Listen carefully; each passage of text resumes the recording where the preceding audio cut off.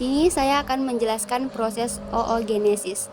Oogenesis merupakan proses pengembangan oosit matang yang berlangsung di dalam ovarium. Oogenesis merupakan bagian dari sistem reproduksi wanita dan memiliki beberapa tahapan, yaitu pembelahan, penggandaan, perkembangan, dan pematangan. Yang pertama, dalamnya ada oogenium.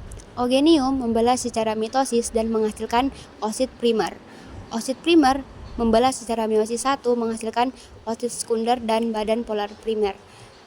Oosit sekunder dan badan polar primer membelah secara meiosis 2 dan menghasilkan 4 oosit. Oosit yang dihasilkan oleh oosit sekunder itu ada yang menghasilkan ootit, dan yang dihasilkan oleh badan polar primer itu menghasilkan badan polar.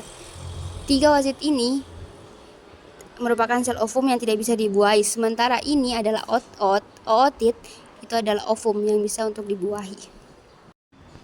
Selanjutnya saya akan menjelaskan spermatogenesis. Spermatogenesis adalah proses bentukan sel sperma di dalam testis pria yang terjadi secara terus-menerus selama pria hidup. Proses ini merupakan bagian penting dalam reproduksi karena menghasilkan sperma yang akan membuahi sel telur. Spermatogenesis yang pertama ada spermatogenium, membelah secara mitosis dan menghasilkan spermatosit primer. Kemudian membelah secara meiosis 1 dan menghasilkan spermatosit sekunder. Selanjutnya membelah secara meiosis 2 dan menghasilkan spermatid. Kemudian dia menghasilkan yang terakhir adalah spermatozoa. Selanjutnya ada sperma. Sperma terbagi atas 3 bagian, yaitu bagian kepala, bagian tengah, dan bagian ekor. Bagian kepala itu terbagi atas 2, ada akrosom dan nukleus. Akrosom merupakan proses pelepasan enzim agar sperma dapat menembus atau membelahi ovum.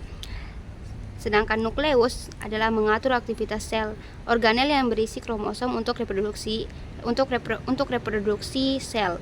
Yang bagian tengah itu ada bagian leher dan mitokondria, yaitu yang berbentuk spiral. Dia berfungsi menyediakan energi agar sperma dapat bergerak. Dan yang terakhir ada bagian ekor, yaitu ada membran plasma, bagian akhir yang berfungsi membuat gerakan mendorong ke depan menuju. Selanjutnya itu ovum struktur. Yang pertama ada follicle cell, merupakan struktur yang berfungsi memberi nutrisi pada sel telur. Selanjutnya itu corona radiata, yaitu lapisan folikuler. Yang selanjutnya ada nukleus, yaitu struktur yang berbentuk bulat yang terletak di dalam sel eukariotik dalam sintesis ribosom RHA. Selanjutnya ada sitoplasma, yaitu yang tempat menyediakan nutrisi atau perkembangan awal embrio setelah pembuahan. Selanjutnya adalah zona pellucida, yaitu lapisan pelindung luar sel telur. Selanjutnya itu ada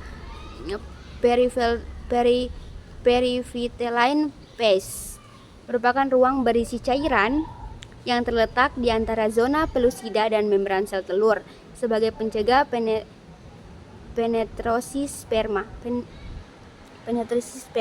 Selanjutnya ada plasma membran, yaitu lapisan tipis yang membungkus sel. Dan yang terakhir ada nukleus, itu mengandung materi genetik perempuan, yaitu yang berjumlah 23 kromosom. Selanjutnya adalah proses terjadinya sperma menuju sel telur.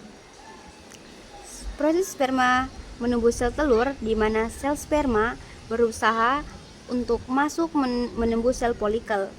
Di kepala sperma ada namanya enzim-enzim. Enzim-enzim ini akan melepaskannya setelah menyentuh zona pellucida. Setelah zona pellucida akan mengalami kerusakan sehingga nukleus menyentuh sel ovum. Saat nukleus menyentuh sel ovum, satu sperma yang masuk dan menembus zona pellucida yang namanya granula cortica. Ini akan membantu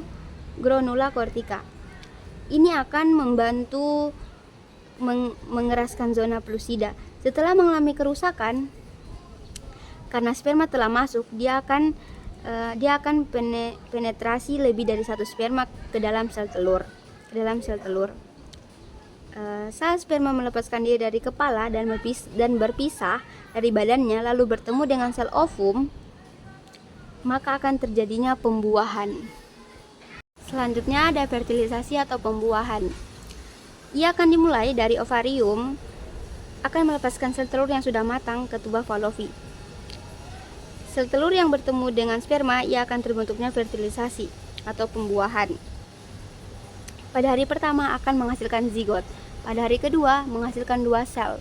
Pada hari ketiga menghasilkan 4 sel.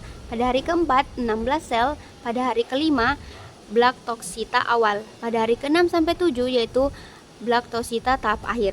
Pada hari ke-8 sampai 9 yang ia akan membentuk tahap akhir, yaitu mulai implantasi embrio akan mulai implantasi atau penempelan pada dinding rahim.